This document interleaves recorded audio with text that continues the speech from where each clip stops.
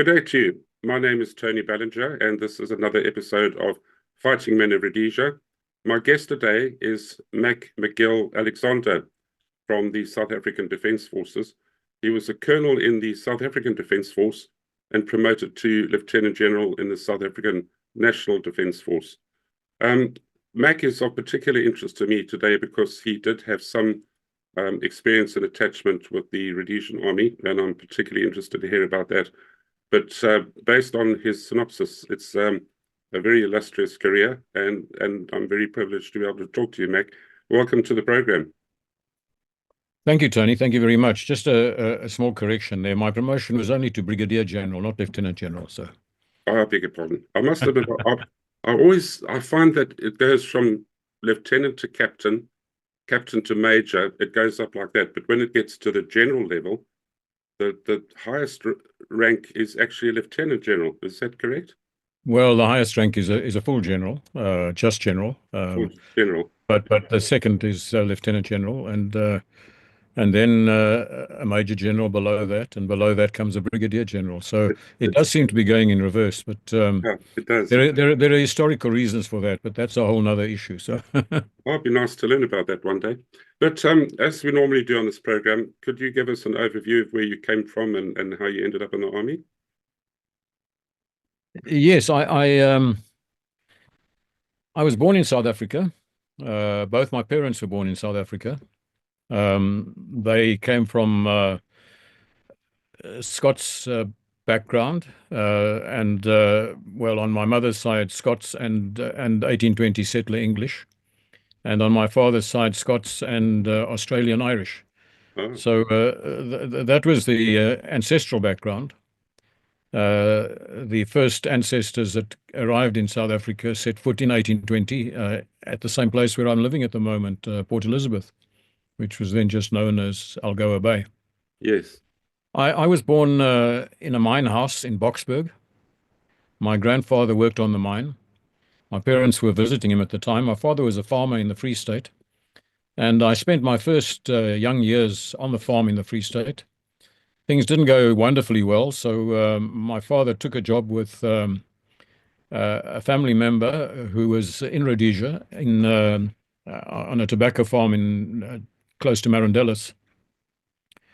And he worked there for some time. Later, he moved to another family farm in what was then Northern Rhodesia, not very far from Choma. And so as a toddler and a very young boy, I spent a while, probably about a year or maybe a bit more in Rhodesia. Mm.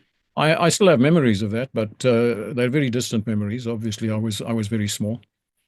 My parents later divorced, and I had a very itinerant life. I moved around. I went to about 8 different schools. I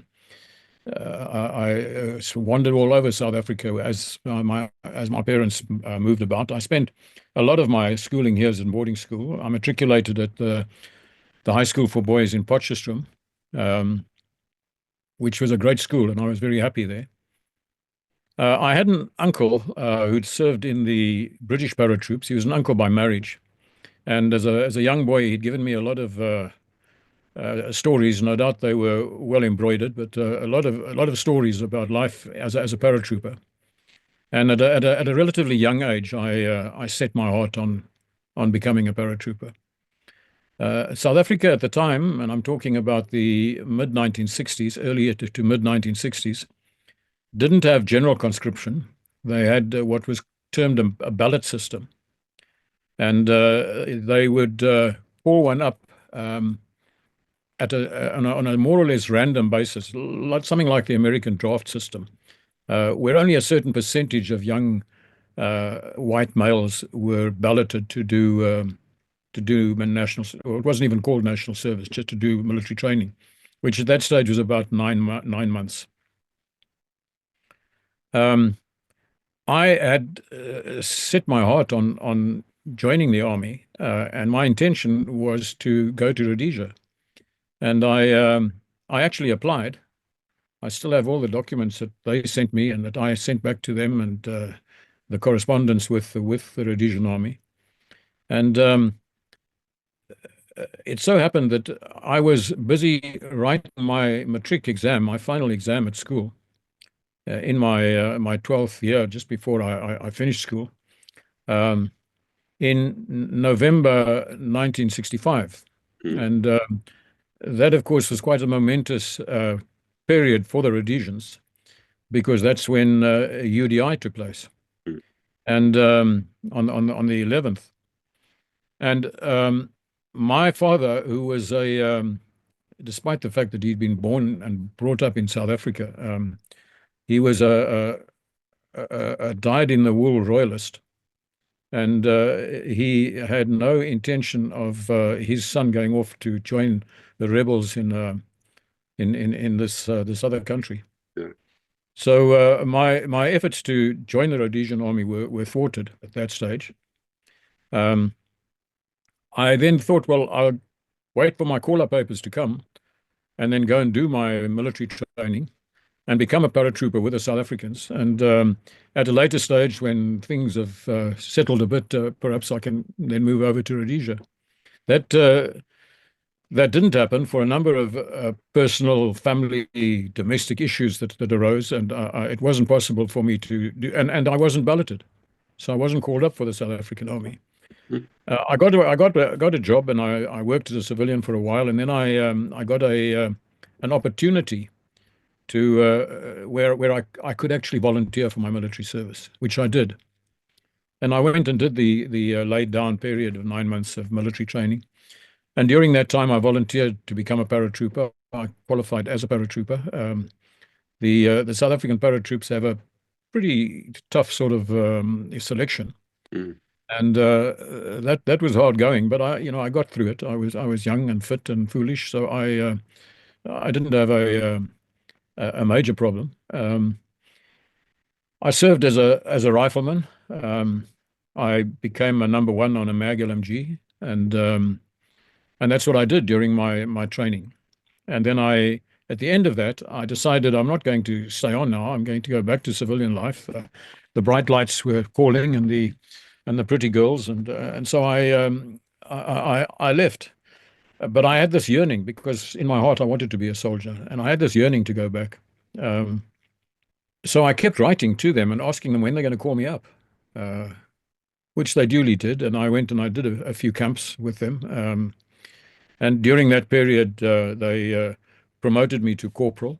And after one particular exercise that we had, where in their eyes I did far better than my fellows, I was recommended to appear before an officer selection board, which I did. And I was duly commissioned into 2 parachute battalion. Until then, we only had 1 parachute battalion in the South African military, 1 parachute battalion. And I'd done all my military experience up till then had been with 1 parachute battalion. Then they established a reserve force, or as we called it, a citizen force battalion, parachute battalion. 2 parachute battalion, and I was commissioned into 2 parachute battalion. I served there for about another 4 years, and still doing civilian work. But I eventually realized that if I don't make a move soon, I'm going to be too old to make the move. So I resigned from my job, and I applied to go to the military, and I had to appear again before a selection board, and they accepted me, and I went in as a lieutenant, a 2-pip lieutenant. And I was sent back to 1 parachute battalion.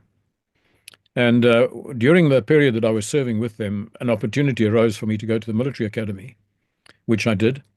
I completed the 3-year degree course at the academy, which was a degree through Stellenbosch University, a Bachelor of Military Science. And then I returned to 1 parachute battalion and continued there. And I served there for a number of years as I served as a platoon commander, as a company second in command, as the adjutant of the battalion, as a company commander, a number of years as a company commander during a particularly operational period, and was deployed frequently on the Angolan, inside Angola, on the border, and in Namibia, which was then known as Southwest Africa.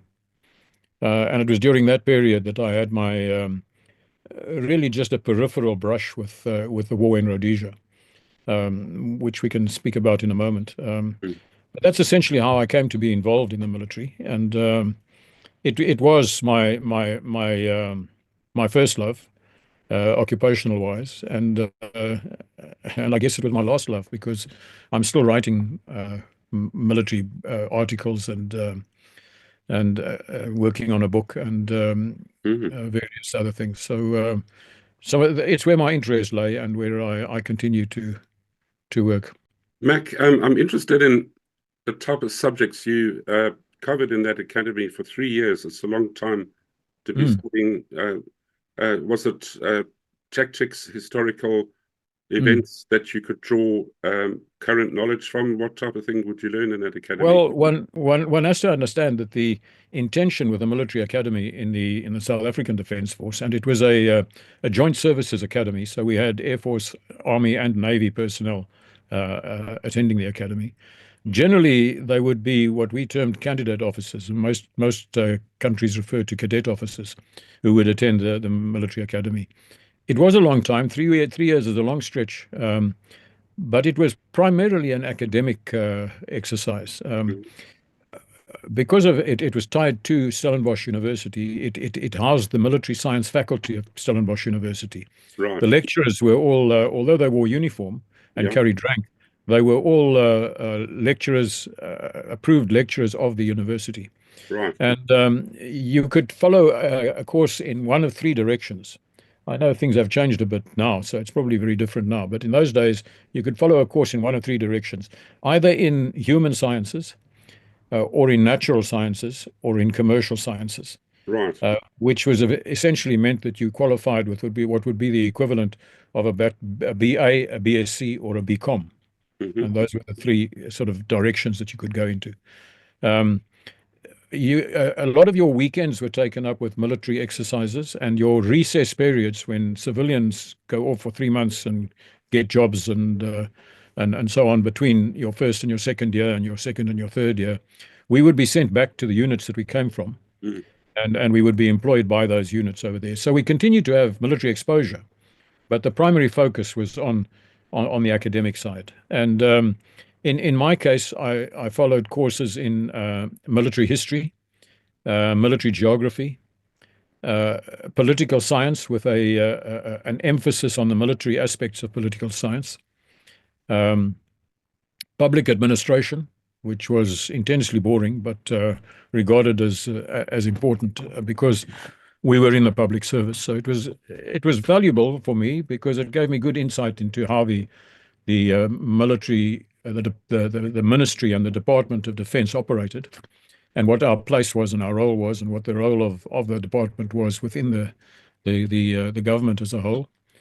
Um, and then military law was another subject that you did, and I found that very very interesting, very applicable.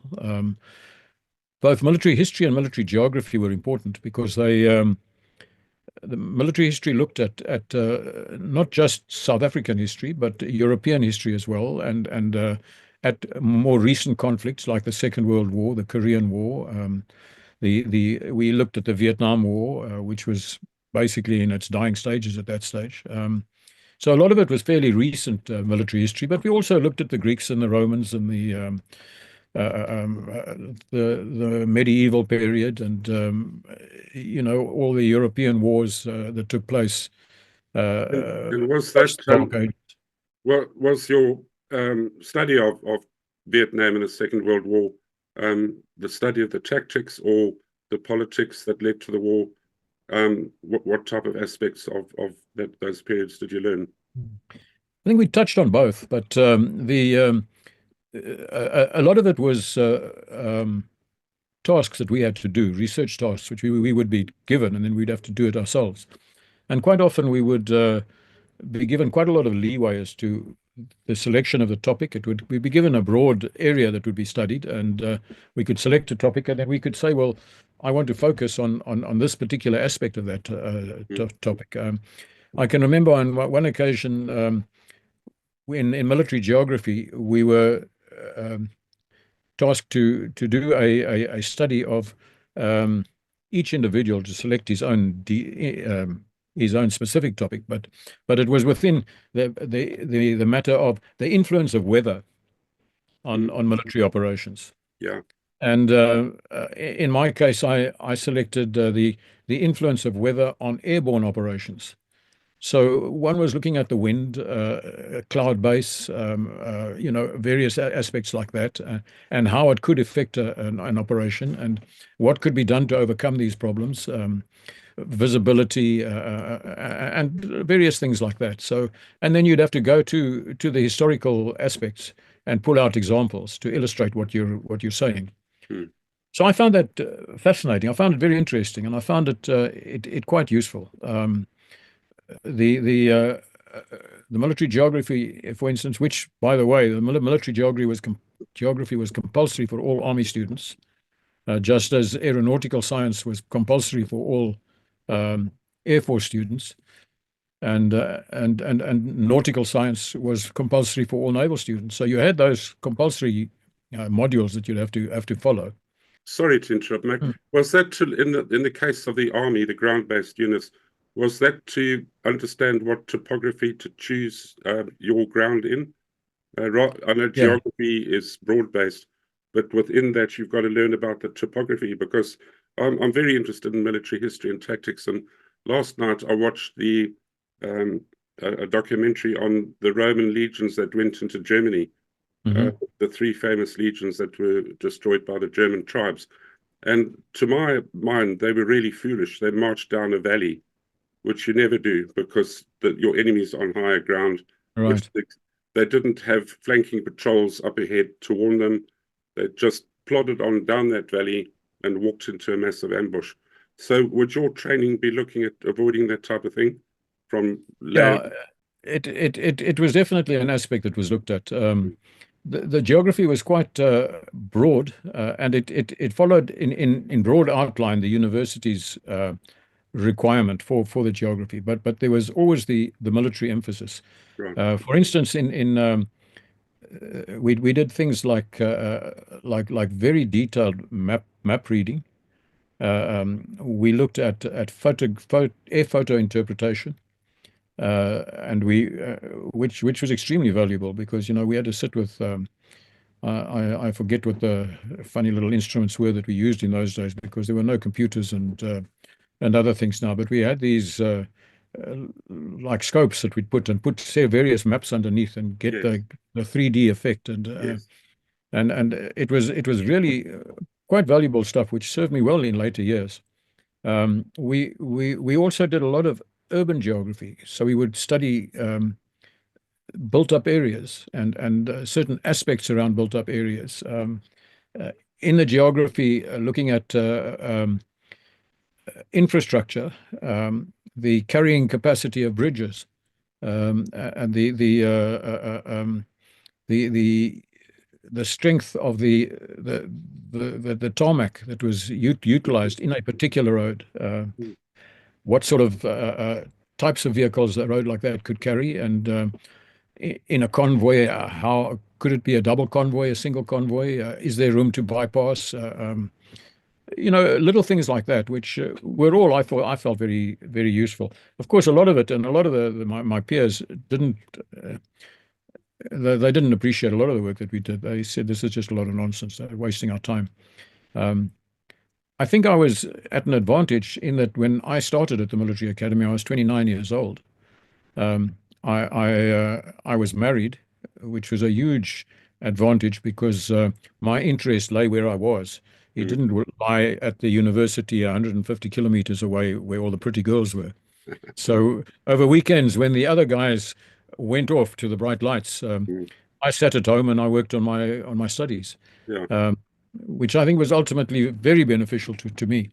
And I could see that a lot of the stuff that we were doing was stuff that would be of value, but you needed to know how to apply it, and you needed to have at least some experience to be able to recognize what the value was of what you're learning.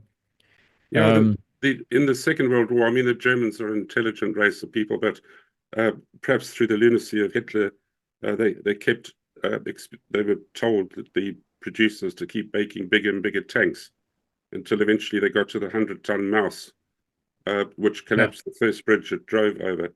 Yeah. And so that, that little tiny facet of what you said, can a bridge carry the weight of the armor that you're moving forward, for example? So it's a very practical thing. And what rank did you come out of at the end of that? Did it result in a rank increase? No, it was a sore point with many people, and I guess with me it was as well. The degree that you earned didn't count in any way towards your promotion. Terrible. In fact, it sort of set you back because those guys who didn't go to the academy, while you were at the academy, they were busy doing courses like battalion mortars and anti-tank and advanced counterinsurgency and intelligence courses. And when you got back, you had to now try and catch up and do those courses so you can get up to where they were. It's almost like they put the cart before the horse. Yeah. You should have done that maybe at brigadier level or colonel or something, but not at lieutenant maybe. Well, yes, there is that to it. I think that one has to be aware of what is meant with undergraduate studies, and you're basically learning not so much the content of the course as you are the methodology required to study, to do research, to identify the applicability of what you're studying. So a lot of that was, I think, a lot of it was lost on some of the students. But on the other hand, there were others who certainly made full use of the opportunity. I think I had a desire to progress academically, and I had a desire to qualify myself academically. So for me, it was very important to go there, and I was highly motivated when I went there. And I watched several of the other guys falling off the course because it wasn't what they wanted. They wanted more excitement. They wanted. I'd had a reasonable amount of excitement in my previous military experience up to then.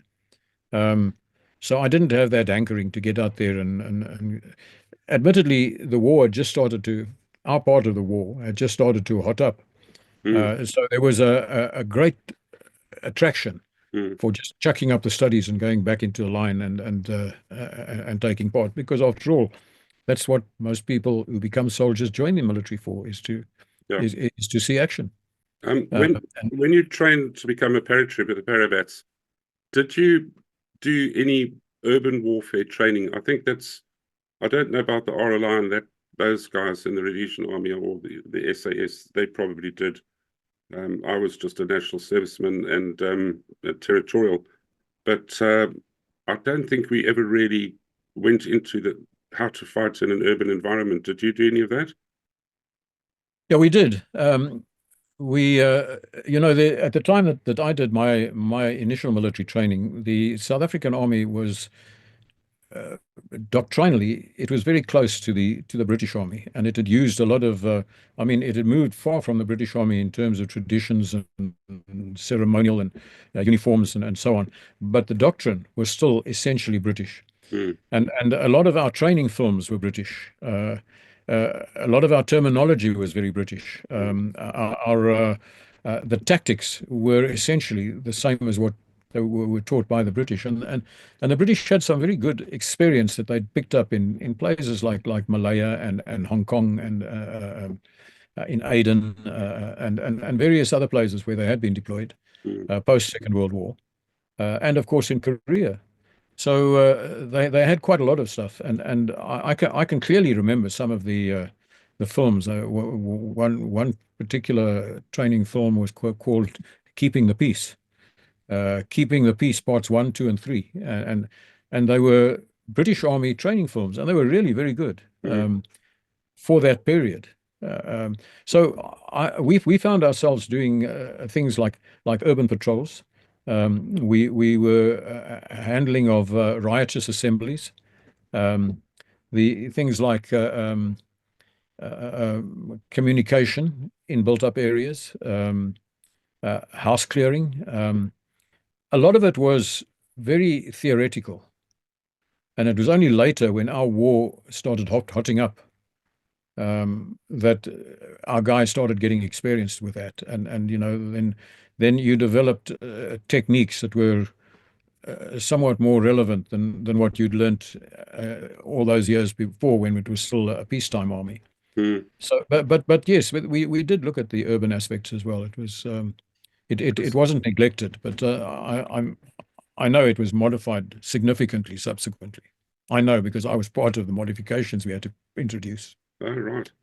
I I mean, the first large African village I had to clear, I quickly realized that that's quite specialized. You know, you could clear one hut, or even might get attacked from a hut, and you shoot back into it, and you kill your own guys on the other side because there's no control. It's actually really difficult, and I should imagine in a brick and mortar scenario, it's not much different.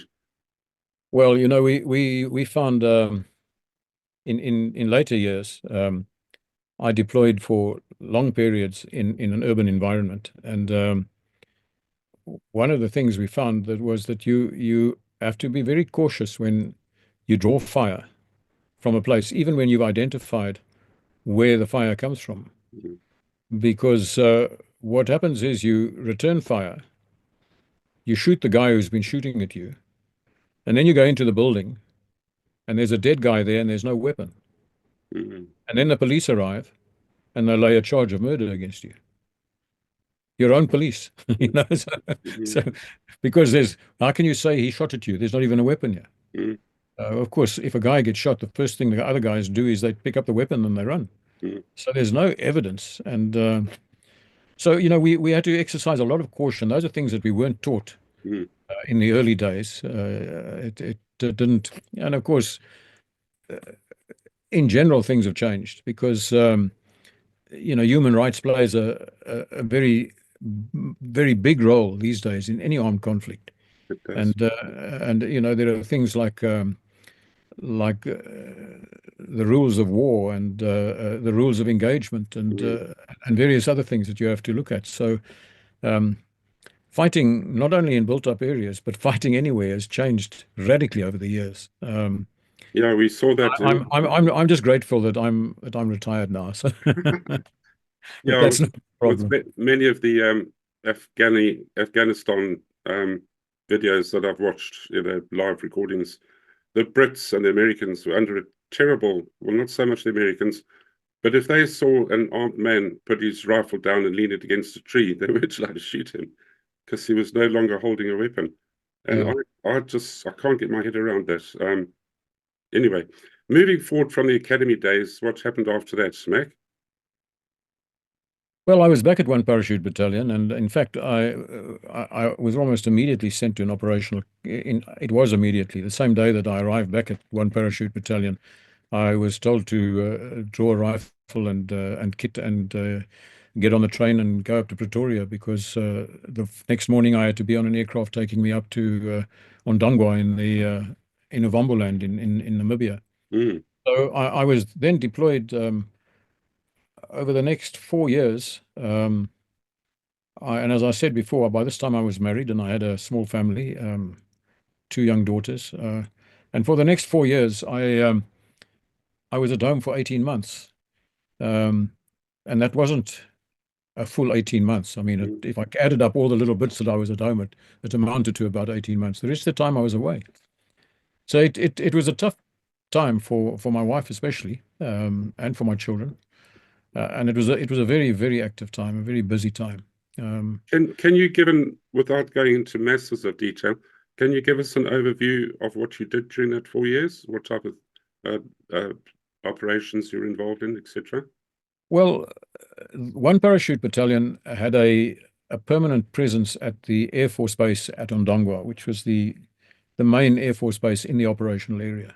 Hmm. And we had our base was right on the runway, and we had permanently attached to us. We had a minimum of two Puma helicopters and two Alouette gunships or K-cars as the Rhodesians called them, and an Alouette command car as we called it. That was just the G car. so we carried out fire force operations, never to the intensity and extent that the Rhodesians did, and we know that because we also deployed in Rhodesia at a later stage.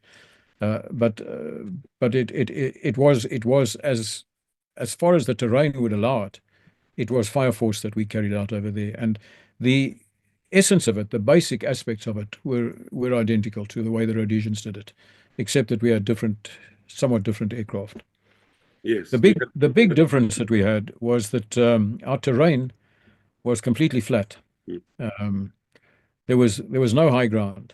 In fact, I still have in my collection of mementos from those days some 1 in 50,000 maps, and you'll search a long time. In fact, you'll search forever, and you won't find a single contour line on that map because it's all flat. Yeah. The contour lines were so far apart that you just have one map after another with no contour lines. So you had to become accustomed to operating where there were no landmarks, no contour lines. Navigation was a challenge, to put it mildly. Mm. And it wasn't possible to place an OP on top of a Goma somewhere where they could spot the insurgents coming in and give a grid reference of where they are, and then you could fly in the fire force. Unless you had some form of intelligence, which on occasion we did manage to get, but it was rare. It was nothing like the intensity, as I say, of the Rhodesian operations. Pseudo ops sometimes got us the intelligence that we needed. Which would be carried out by our special forces, not by us, but they would be able to call us in if they did identify an insurgent group that was in the right place. And tell us about your So first. so we very rarely were able to work on in-time intelligence.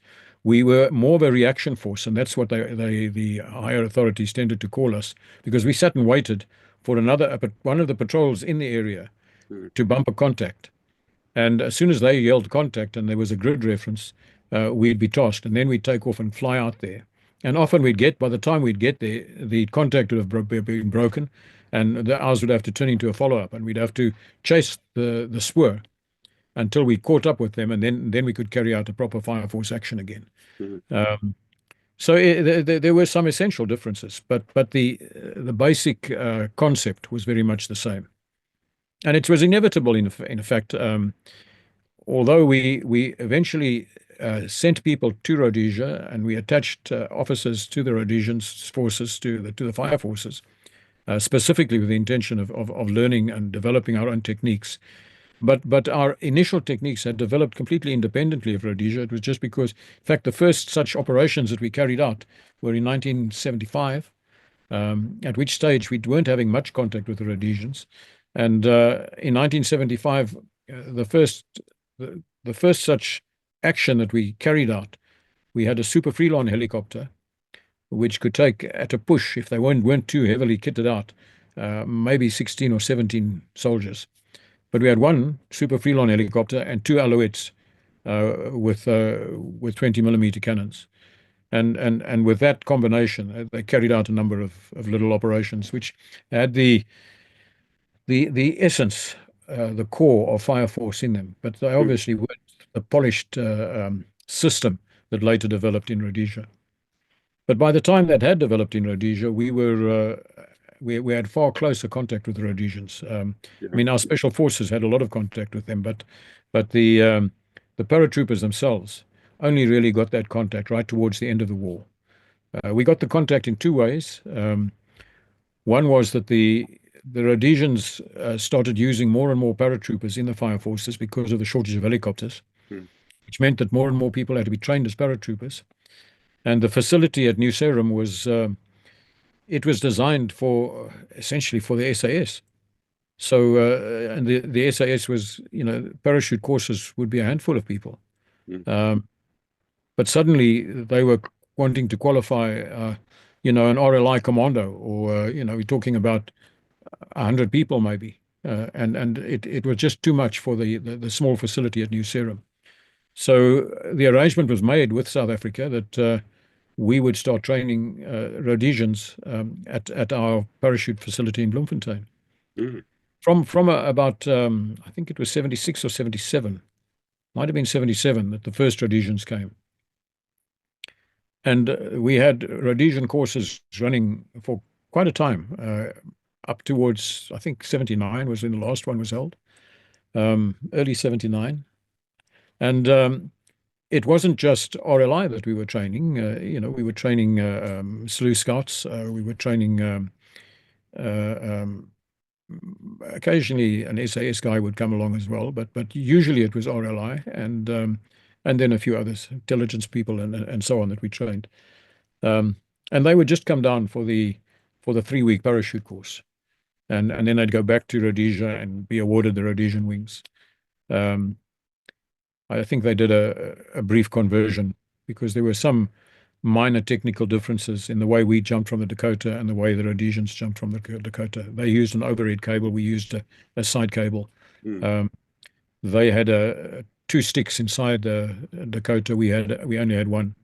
So there were little adjustments that had to be made. But on the whole, our initial instructors were all trained in the UK by the RAF, as were the Rhodesians. So broadly speaking, there wasn't much difference. It was the same sort of thing. The techniques were all the same. The exit technique, the flight technique, the landing technique, it was all exactly the same. So it wasn't, and those were the important things. Tell me about your aircraft drills did differ, but as I say, that was easy to correct. Tell me about your first contact with the enemy. What did you feel? How did you react? What did you do? What was the situation? Well, as with many contacts, my first contact, in fact, my first contacts were fairly sort of quick, a little bit long distance, and sort of over before you even realized it. You didn't really have time to sweat about it and to develop all sorts of feelings. The Angolan bush was pretty dense, and you'd be walking a patrol. In fact, what I think it must have been the first contact, we'd actually occupied a temporary base, and we were. It was a big operation that we were busy with, and we had a whole company that was deployed, and the company was moving from command of one particular battle group to coming under command of another battle group. And it was a long distance involved and quite a long period of time. There was an overnight, and we had to stop for an overnight along the way and take in a temporary base.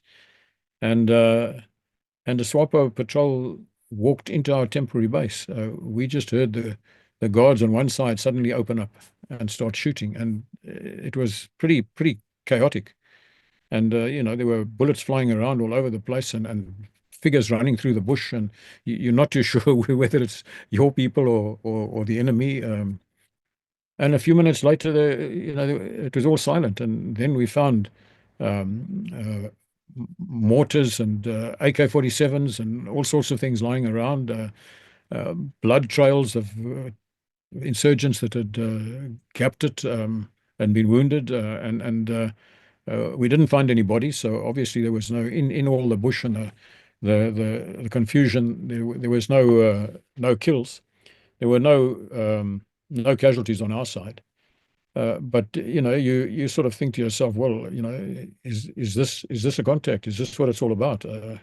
You don't, you can feel your heart is thumping, but you haven't really had time to start.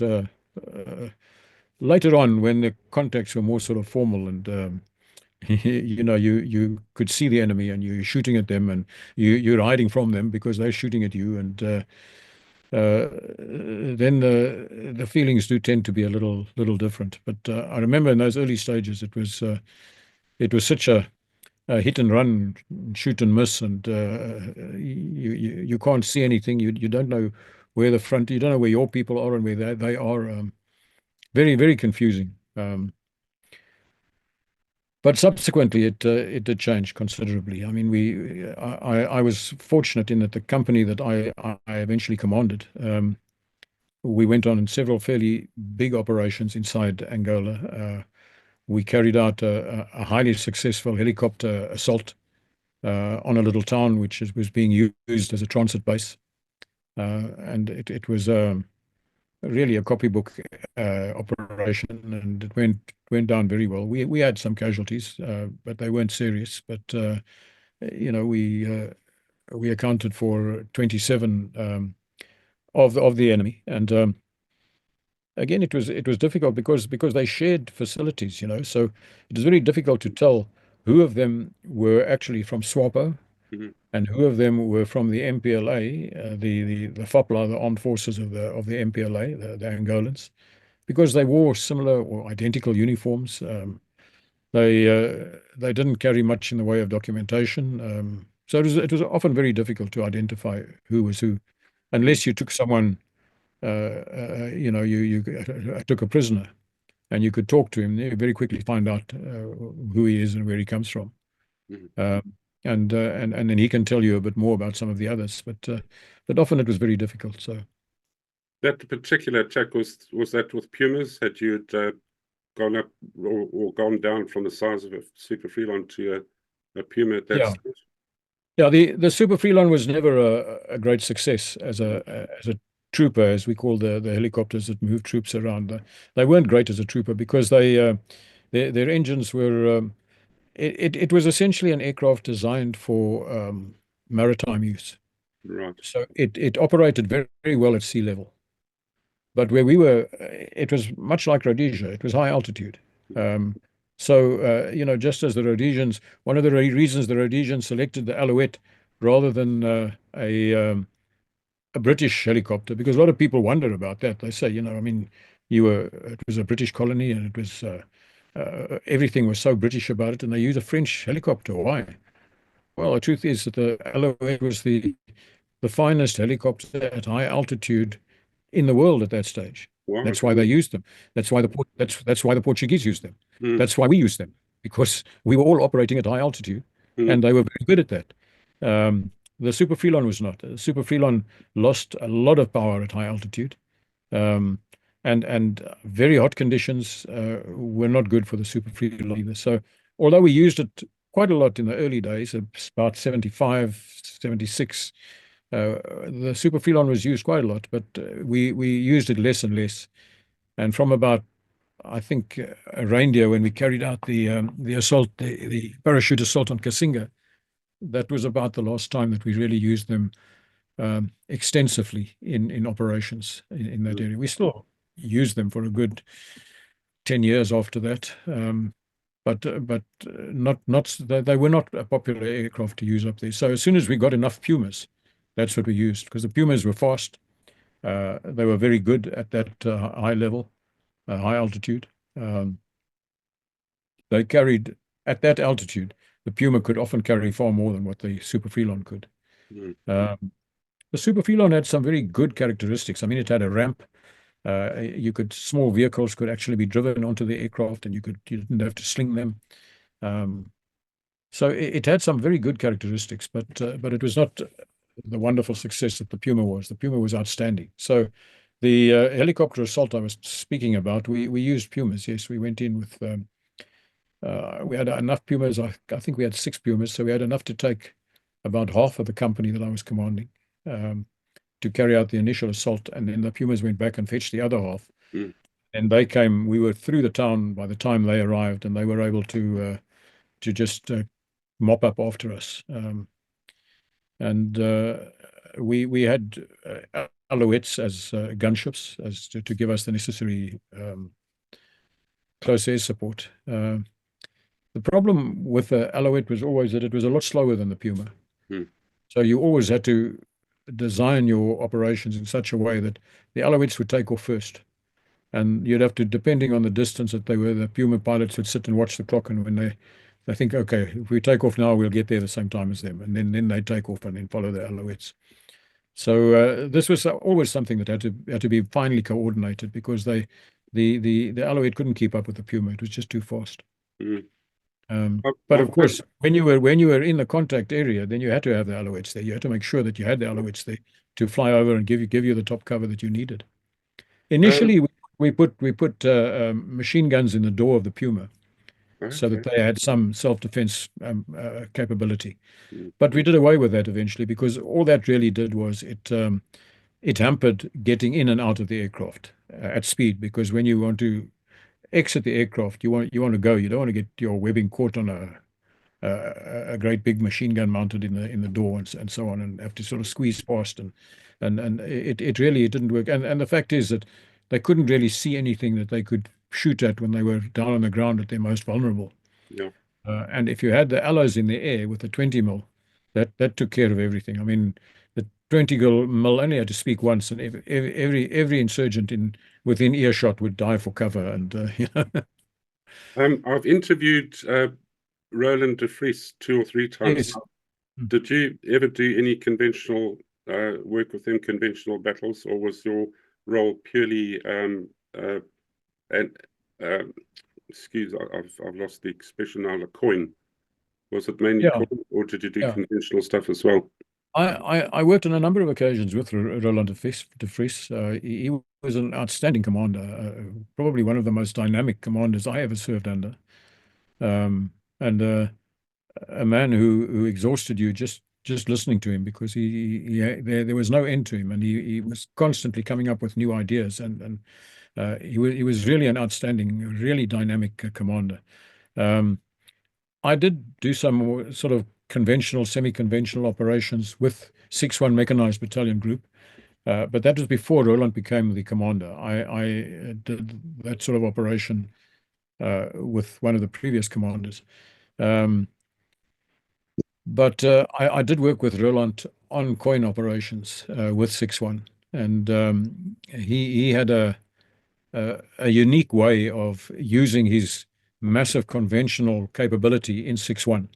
Uh, in the coin role, he was able to adapt his thinking to the coin situation and apply his forces to that situation, and he did so very successfully. One felt you felt you were really achieving something when you were working under him because Mm, you could see that he knew what he was doing and that he had he always spoke of that the term mobility was key to his mm, to all his thinking. And I believe that he was one of the few generals I encountered who had mastered the concept of mobility of thought. Um, he could think mobilely, mm, not just move forces around mobilely. He could think in a mobile manner, mm, and that's I think that's where his success lay. He could outthink the insurgents. mm. And if you've got a general like that who can outthink the insurgent, then you've got a winning general. And I would venture to say that's the sort of man Roland was. Absolutely. And of course, Kotze passed both you and him on to me to be interviewed. So I'm very grateful to Kos, and he speaks very highly of both of you. Mac, I think mainly because of time constraints, but can we? Oh, yes, I've just remembered something. You've done 3 talks on Kos's Legacy Conversations channel, haven't you? I uh, I must shamefacedly admit that it's probably closer to 12 talks. So Oh, weird, eh? Quest doesn't let go of you once he's got hold of you. Yes. He keeps asking you questions, and the questions that he asks, he doesn't talk much, but he when he asks you a question, he says to you, "I want you to answer that in detail now. I want you Yes. to really go in," and he draws that out of you. So they tend to go on for quite a long time. But yes, I've spoken quite a lot on Koos's channel. Now, I believe that you did all of them or some of them in Afrikaans, but listening to your accent, you sound English South African rather than Afrikaans South African. So you must have spoken Afrikaans fluently up in Angola because just about everything was in Afrikaans. Am I right in saying that? Well, I did mention to you that I went to about 8 different schools. Twice I was in an Afrikaans school. In fact, my first year of schooling was at an Afrikaans school, and a boarding school at that. So I I learned Afrikaans at a young age. There have been periods of my life when I haven't used it very much, but there have been Mm, periods that I've used it extensively. And in mm, the military, at one parachute battalion, in the whole battalion, there were only 3 English-speaking officers, and I was one of them. Mm. The rest were all Afrikaans. So you tended to speak Afrikaans all the time. There just wasn't anybody to speak English to, you know. So Right. I and think I can recall being called in by the adjutant the second in command of the battalion once called me in, and he gave me quite a severe dressing down. He said, "You are the cause of constant complaints that we're getting from parents who are saying that their sons come to the military and everything has to be in Afrikaans. They never hear any English spoken. You're one of the only English-speaking officers in the battalion, and you're giving all your lectures in Afrikaans. You will give your lectures in English in future." So you can't win. yeah. Moving forward to your brush with the Rhodesian War, Hmm. can you tell us about that? It happened in the southeast of the country. We're aware that I think it was 1 and 2 Para Bde battalions or companies thereof fought in Hmm. the southeast of Rhodesia. I think their units were called X-Ray and Zulu or X-Ray and Yankee or something like that. Yes. And that was. Can you start feeding us some of the information about that experience in your life? Yes. Let me just put a couple of figures in front of me so that I don't get this wrong. But what happened was right towards the end of the war in Rhodesia, and the historians these days tend to speak more of the Southern African War, the Southern African 30-year war. Mm. And by that, they're talking about the Portuguese colonial war, the Rhodesian Bush War, the South African border war. All of those they see more as one big conflict because they all had the same intention by both sides. One was the preservation of the status quo, and the other was the dispensing of the status quo and replacing it with a new revolutionary status quo. So they're seeing this as a single war with major campaigns being waged. The Angolan campaign, the Rhodesian campaign, the Mozambican campaign, and so on. And then the internal in South Africa, the internal campaign in South Africa. So increasingly, it's being seen in a wider context. And what happened with our involvement in Rhodesia tends to illustrate and verify this approach. It was the time of the Lancaster House talks, the time of the referendum in Rhodesia. It was early '79, I think it was, and the decision to appoint Muzorewa as the prime minister, and there was an agreement because up till then, South Africa had never recognized Rhodesia. Which was why South Africa would never admit to having troops deployed in Rhodesia, would never admit to cooperating with Rhodesia, would never admit to being involved in Rhodesia in any way. The police that were deployed in 1967, I think it was, that was seen as, because the ANC had been identified as part of the insurgent groups that had come in, it was seen as a forward defense of South Africa, just putting these police companies into Rhodesia. But there was never a proper agreement. I mean, there was never a Rhodesian ambassador in South Africa. There was a diplomatic representative, but he wasn't given ambassadorial status. So it was always an uncomfortable and a sensitive sort of situation. But I think it was in March '79, when P.W. Botha had become the new prime minister, and John Vorster was now no longer part of the issue, because he had issues himself, that he caused many issues himself with the relationship with Rhodesia. But when P.W. Botha came into the picture, he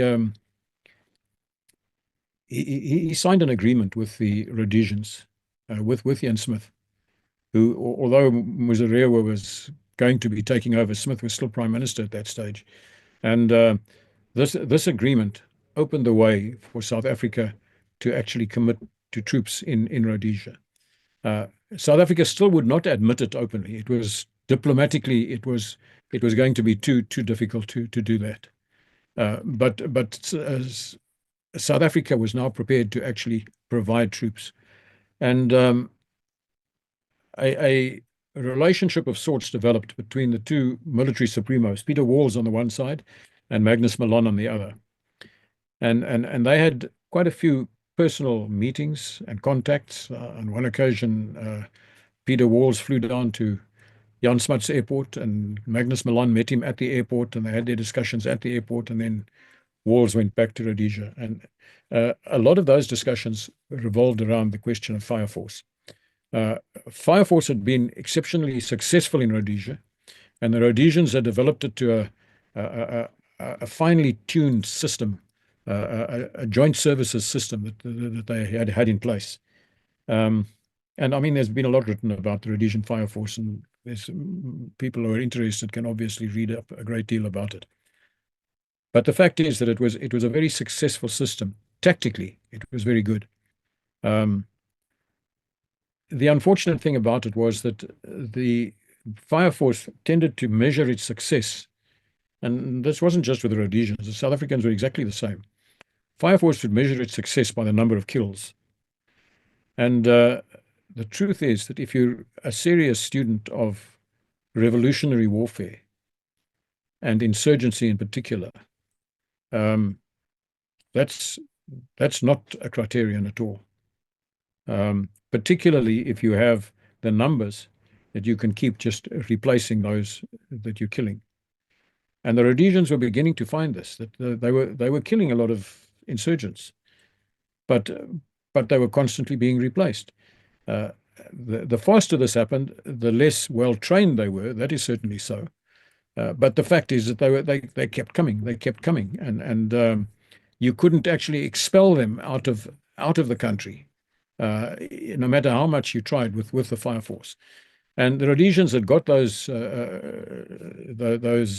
American choppers that they call the cheetahs, which increased the capacity of the fire forces.